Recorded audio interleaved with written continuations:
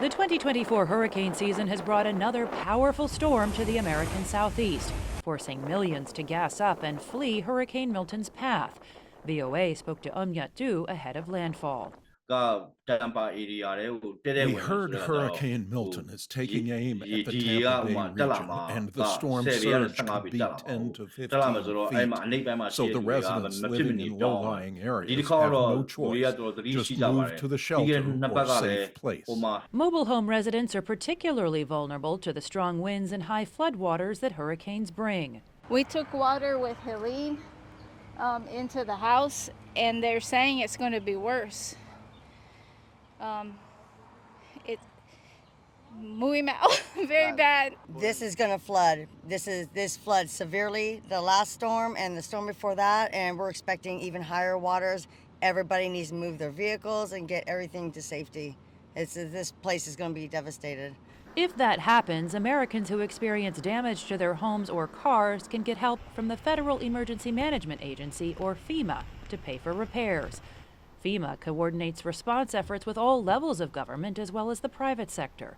But first, the president must declare a national emergency, which releases additional funds to help local governments respond. I've directed this team to do everything it can to save lives and our communities, help our communities before, during, and after these extreme weather events, and that's being done. FEMA also spreads the word that those affected must seek shelter or evacuate. After the storm is over, victims can apply to FEMA for individual housing assistance, but only if they are uninsured or underinsured. FEMA's website says the program won't compensate for all the damage, but it can supplement the costs for temporary housing, home repairs, and protecting homes against future storms. FEMA can provide assistance to individuals, and that can take the form of a quick cash infusion, funding for disaster-related expenses such as kind of quick medical bills, dental bills, as well as housing.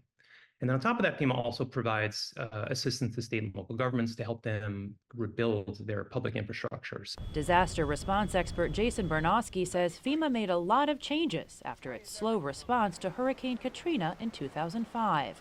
It really encouraged the agency to think more about preparedness, to kind of not be so reactive, but to lean forward and to help communities kind of get prepared before anything happened. Sarasota resident Tone Wynn did just that, installing hurricane shutters so that the next storm won't create as much damage to his home. If the trees or debris hit the door, the glass door will be protected. I have installed hurricane shutters at the back door, too.